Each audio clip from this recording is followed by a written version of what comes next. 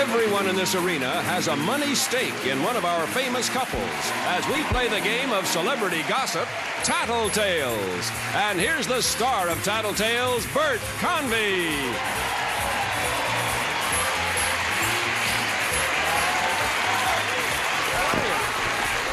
You reaching for me?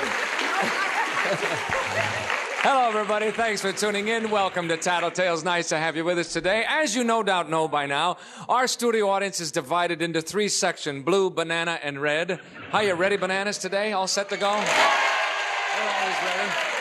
And now I would like you to meet the people who are going to win the money for these three sections. On my left, winning money for the blue section today. Are you ready, sir? Ready. Mr. Jack Carter and his wife, Roxanne.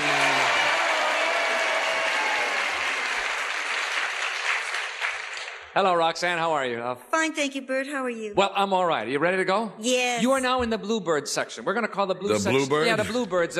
Richard Dawson named them that the other day, and because The Orson Bluebirds, Bean called them the Prunes, and they kind of didn't like that so much. The Blues. The Bluebirds. Winning money today for the banana section, ladies and gentlemen, Mr. George Hamilton and his wife, Alana.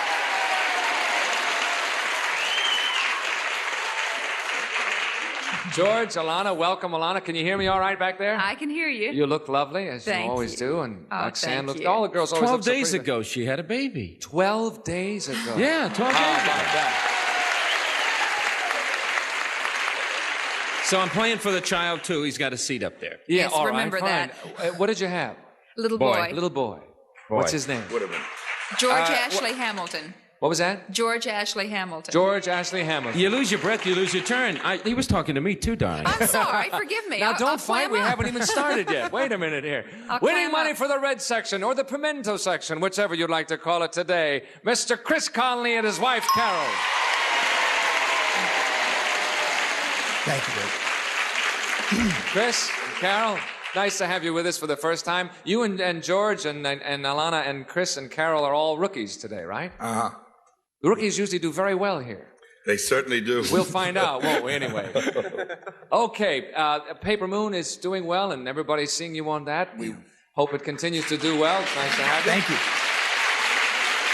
Right, Carol? Okay.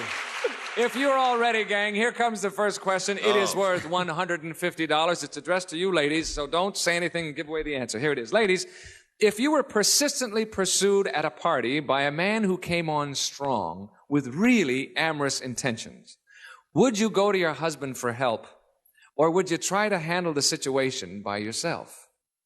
Okay? If you were persistently pursued at a party by a person, boy, what a question that is, who came on strong with really amorous intentions. In other words, no fooling around, gang. He's serious. Would you go to your husband for help, or would you try to handle the situation by yourself? Think about it, ladies, and we'll come back for your answer in just a second. There they go. Jack, how would Roxanne handle that? Well, thank God she's good at karate, judo, and straight punch-outs, because Yes. I've got a little problem with her. We went to a movie once, and there was some freakos in the back going, "Hey, redhead, hey, sweetheart, Madon, look at the body on that one, hey." And she kept giving me this, "Hey, listen to those guys." I said, "Shut up." She says, "Why? I'm not afraid of them." I said, "Not you, me, you idiot." Get you killed that She way. Huh? handles it herself. She handles it About herself. a day later, she says, "Remember that Arab potentate at the party? Remember Swahili Ramdangawa?" I told him where to put his oil, you know. Yeah, right. She handles it herself. She's a good handler. Don't Yeah. bother me because I'm scared to death. Okay, let's bring her on and find out if she agrees with you. Roxanne, what do? You're at the party now, and that fella's really coming on strong. Do you handle it yourself, or do you run for Jack? I'd handle it myself. That's what the man said. You're right.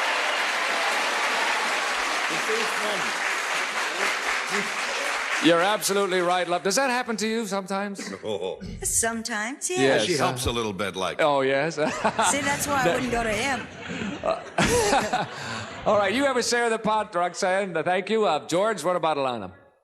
Well, I've gone through this problem. Uh-huh. And a major star came onto my wife, very heavy. And I wanted to punch him out.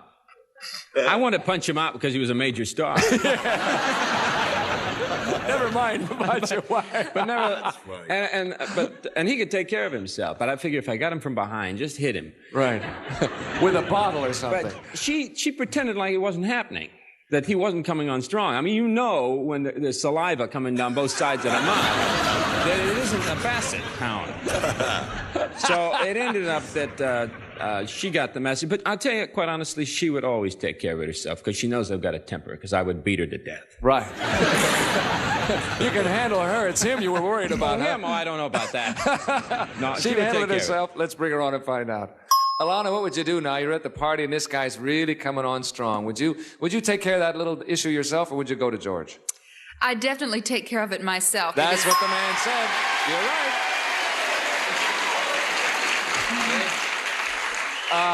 Did you have something to add to that, Alana? I was going to say because George would kill him. Hey, see, there you are. Huh? Big George will do it himself, by golly. And you have a share of the pot. Thank you, love. Who was the big star? Never mind. Was it Mickey Rooney? No. No, George isn't going to fool around with Mickey Rooney. Are you kidding? Chris, what's Carol going to say? She would, she'd come over and she'd say, watch this. And she'd go over and handle it. She'd come over and say, watch this. I'm going to put a damper on him. And she'd do it. Oh, then she'd go over and get rid of him? Yeah. Oh, I see. I thought you meant she said, come over and watch this. This guy's really... And then I'd put a damper on her. I don't know what you meant there for a minute. Okay, she'd take care of it herself, right? Sure. All right, let's bring her on and find out. Carol, what would you do? You're at that party now, and this guy's really coming on to you. You're going to handle it yourself, or you're going to go for help with Chris? I'm going to handle it myself. That's what the man said. Class, you were all perfect. You all got that pot right. We split it 3 ways. We start off with a 3-way tie. We'll see how it goes the rest of the way after we break away for this message for you. Come back, will you? Just a second. Here we go. Question number 2 coming up. This one's worth $150 as well. You are all perfect so far. We have a tie game. Girls, here it is. Your husband falls asleep during the first act of a play that turns out to be fascinating. Now, do you wake him, or do you let him sleep blissfully on? No doubt that must have happened. Your husband falls asleep during the first act of a play, and it turns out to be really dynamite. Do you wake him, or do you let him sleep blissfully on? Think about it, ladies, and come back and tell us about it. Now, it says a play. I wonder if we should include... Well, let's stick with theater. It says play, so let's go with a play. Play's good. The play's the thing. Play's the thing. Yeah. Are we ready now? Yes, sir. We just did a play for 5 weeks. We did The Last of the Red Hot Lovers. You don't know that. I played the Red Hot Lover. Right. What else? And Roxanne played the First Lady, the nymphomaniac. Yes. Which... Yeah. Why is the banana section yelling? It happens to be a character part. Because at home we have a waterbed and her half is frozen, dead. But the last time she moved was during the earthquake in California. I fell out of bed and darn near woke her, I tell you.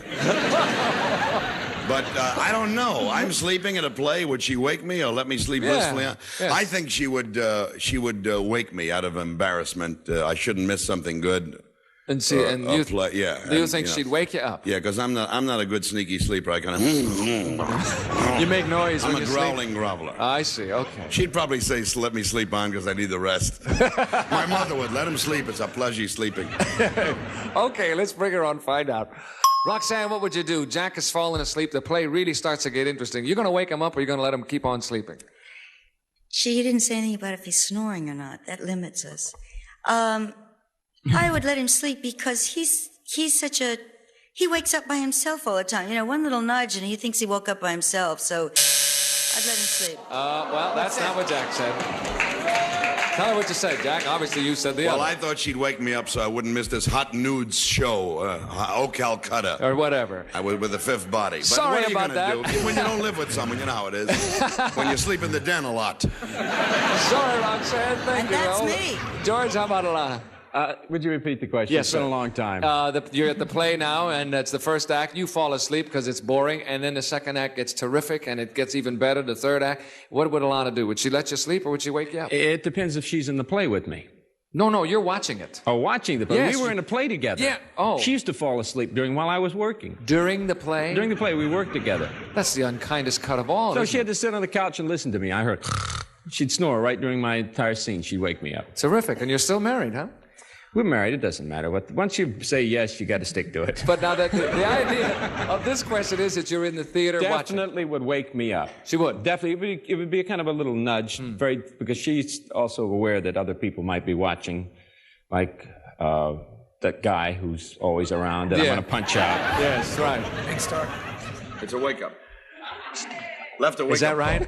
Is that it? It was him. Okay. Did you read? If you read lips, you're in great shape, gang. Let's bring on Alana. Shh. Alana, what would you do? You're in the theater now, and George is dozed off. Play's looking terrific. Would you wake him or let him alone? I definitely wake him. That's what she said. You were right.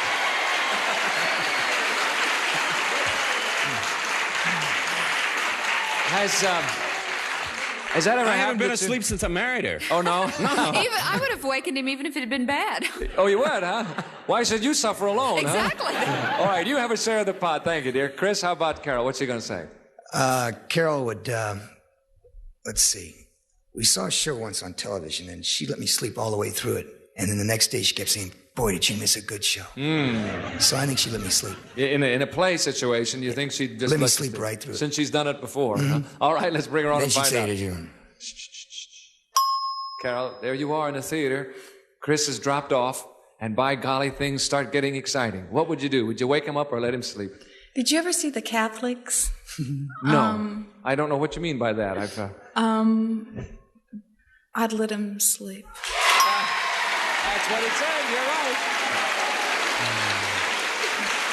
And suffer. that was the TV show. Is that a play that I don't know? No, there was this show on television called The Catholics. Yes. And it had an all-male cast. And I said, I'm absolutely not watching it. So he insisted that we watch it. And after about 5 minutes, he went sound asleep. I watched every moment of it. And it got fascinating. For 2 months, I said, you really should have seen that show. That's it. He told us about it. And you're right. So that means Carol and Chris and Alana and George split that pot in half, and it is halftime. We will change places, fellas. You will step to the rear. The ladies will come forward. And while we're changing places, we're going to go away for just a minute, then we'll be back. Please come back with us. See you in a minute. We are back. We have changed places. We have the beautiful girls out here with me, and the fellas are in the back. How you doing back there, Jack? You ready to go? All right, ready to play in the George, box. Chris, here it comes. This question is addressed to you. It's worth $150. Fellas, you're starring in a movie, and the script calls for you to do a rather explicit love scene with your leading lady. The director says it's a closed set, meaning no visitors during the scene, right? However, wives and husbands are allowed. Would you want your wife to be on the set while you were shooting this very special scene? Get the idea? Don't say anything, fellas. You're starring in a movie and the script calls for you to do a rather explicit love scene with your leading lady. The director says it's a closed set, meaning no visitors during the scene. However, wives and husbands are allowed. Would you want your wife to be on the set while you were shooting this very special scene? Think about it, gentlemen. Enjoy the music. We'll come back to you in a second. All right, there's Jack. Let's say it's Raquel Welch or whoever you'd like to say. And, I'm choked up about this, Bert. And the director is, saying, roll him. No, that's not what I meant to say. The director is saying... God, I hope you don't say cut it.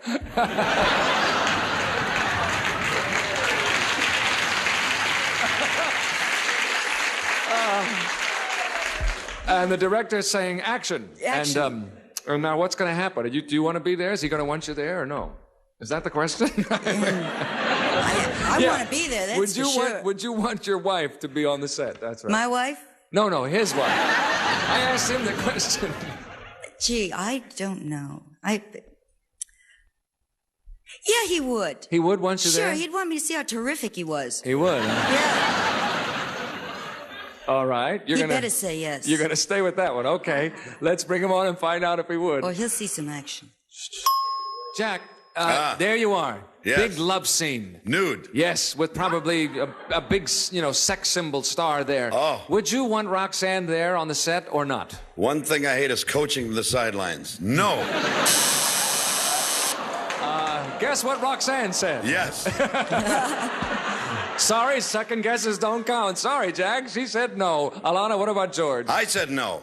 I Is know. this an X-rated movie? Well, the scene, it says a rather explicit love scene with his leading lady. No, I don't think he would want me there. No. You think it would inhibit him in some way? Well, I think it probably would a little bit, yes. And I really wouldn't want to be there either. No. You wait and see it on the big screen, right? I'd wait and see him on the screen, then I'd kill him. There'd be George in CinemaScope. Okay, you'll say no, he wouldn't want you there. Right. This is what he's going to say now, remember. All right, let's bring on George. George, would you want Alana there when you're in that hot love scene with this lady in the movie?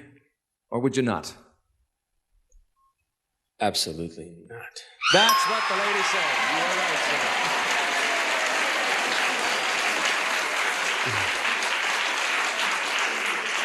You think it might tend to hurt your style there a little, George? I tell you, love scenes on sets never work out. They never really do. Carol, how about Chris? What's he going to say?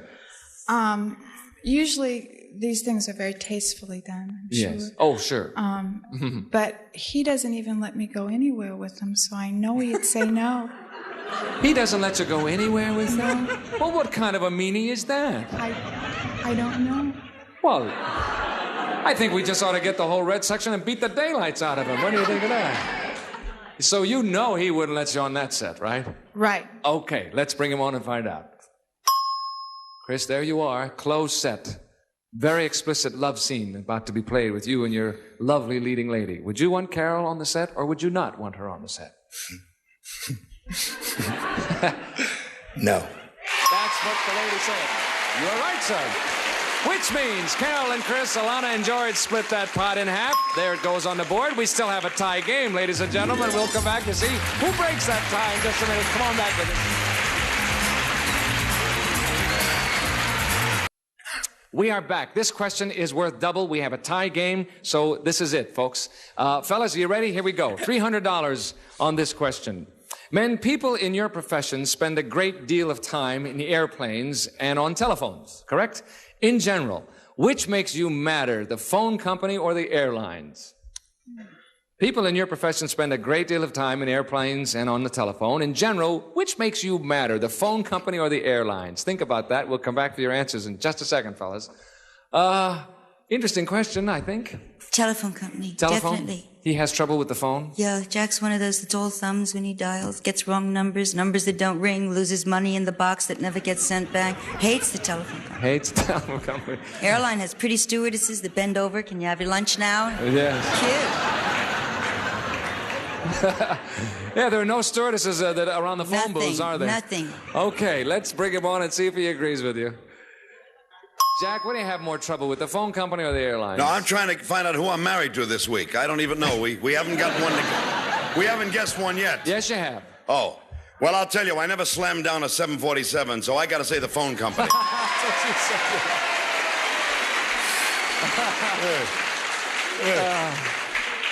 All right, Jack, see, you're on the boards there. You did fine. You have a share of that $300 pot. Alana, Sure. what about George? What's he going to say? That is a tough one. I don't know. He complains about both of them, but I'm going to say the airlines because they always lose his baggage. Right. Of course, he Isn't that- carries 50 suitcases everywhere he goes. That's probably why. Yes, being a snappy dresser that he is. So he'll say the airlines. I think so. Let's bring him on and find out. George, which is the toughest, airlines or telephones for you? Airlines. That's what the lady said. You all right?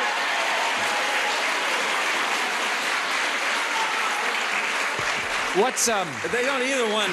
In truth, they don't either one bother me, but they bother my wife. Oh, And so, That's the truth. And so, consequently, I try to figure out who would get hurt most in this situation. I would, because I'm the one who always has to go over and say my wife's not happy. right.